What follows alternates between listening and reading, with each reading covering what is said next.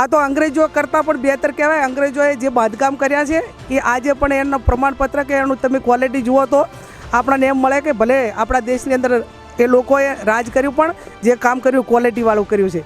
ગુજરાતમાં લોકસભાની ચૂંટણી બાદ સતત બનાસકાંઠા અને બનાસકાંઠાના જીતેલા ઉમેદવાર અને સાંસદ જ્ઞાનીબેન સતત ચર્ચામાં રહ્યા છે।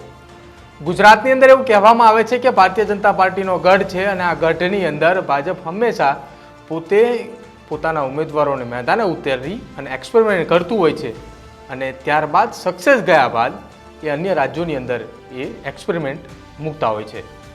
જ્યારથી બનાસકાંઠાની અંદર ભારતીય જનતા પાર્ટીની હાર થઈ છે અને જ્ઞાનીબેનની જીત થઈ છે ત્યારથી સતત ચર્ચાની અંદર બનાસકાંઠા અને જ્ઞાનીબેન રહ્યા છે। એ પછી જ્ઞાનીબેન સંસદની અંદર પોતાનો વિસ્તાર અને ગુજરાતના મુદ્દાઓ ઉઠાવી રહ્યા છે। એની અંદર પણ સતત જ્ઞાનીબેન ભારતીય જનતા પાર્ટીને ટાર્ગેટ કરી રહ્યા છે।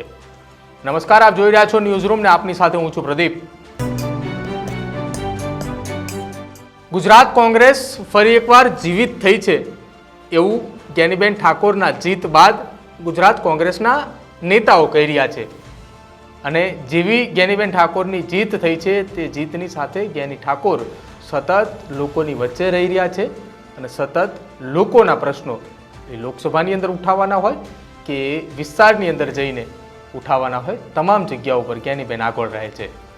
તેવામાં જ્ઞાની ઠાકોરે ગુજરાતની અંદર બનતા બ્રિજોને લઈને નિવેદન આપવામાં આવ્યું છે કે ગુજરાતની અંદર બ્રિજ બનાવવામાં આવી રહ્યા છે અને આ બ્રિજની અંદર કોન્ટ્રાક્ટરો પણ એવું કહી રહ્યા છે કે અમારે કોન્ટ્રાક્ટ પાસ કરાવવા માટે ભાજપના નેતાઓને પૈસા આપવા પડે છે। જેને લઈને જ્ઞાનીબેને સામે પણ કહ્યું કે ગુજરાતની અંદર અંગ્રેજોનું શાસન હતું, દેશની અંદર અંગ્રેજોનું શાસન હતું। અંગ્રેજોનું શાસન તો હતું પરંતુ અંગ્રેજોના કામ સારા હતા। ભાજપનું શાસન છે પરંતુ ભાજપનું કામ નથી।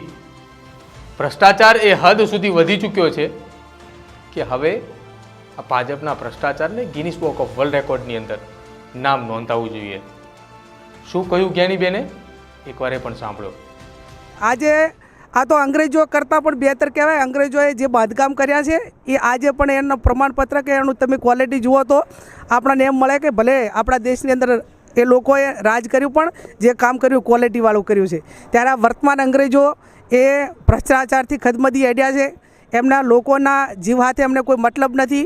એમના મળતિયાઓને કઈ રીતે પૈસા મળે ને, કોન્ટ્રાક્ટર એજન્સીએ આ પુલમાં એવું કીધેલું કે કમલમમાં પૈસા આપીને મેં ટેન્ડર પાસ કરાવ્યું હતું। આવી ઓપન વાતો થતી હોય છતાં પણ એ એજન્સી પાછળ કોઈ પગલાં લેવાના ન હોય એટલે એક જિલ્લાના સંસદ તરીકે દુઃખની લાગણી અનુભવું છું। બે માણસોના જીવ એડવાન્સમાં ગયા, ઓપનિંગના દિવસે એક્સિડન્ટ થયો એટલે એ પુલ એ લોકોના સુખાકારી માટે કેટલો નીવડે એ આવનાર સમયમાં જોવાનું રહ્યું આપણે।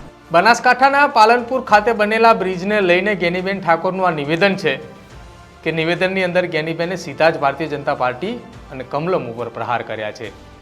કોન્ટ્રાક્ટર કહે છે કે કોન્ટ્રાક્ટ પાસ કરાવવા માટે કમલમની અંદર પણ રૂપિયા આપવા જ પડે છે, તેમ છતાંય કોન્ટ્રાક્ટર સામે કોઈ પણ પ્રકારના પગલાં નથી લેવાતા।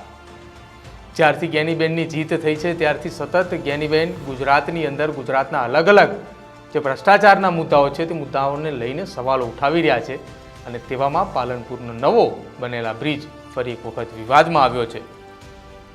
જ્ઞાની ઠાકોરના આ નિવેદનને લઈને આપનું શું માનવું છે અને ગુજરાતની અંદર જે ભ્રષ્ટાચારીઓ અને જે ભ્રષ્ટાચાર એક બાદ એક સામે આવી રહ્યો છે એને લઈને આપનું શું માનવું છે આપ અમારા કોમેન્ટ બોક્સની અંદર જરૂર જણાવજો।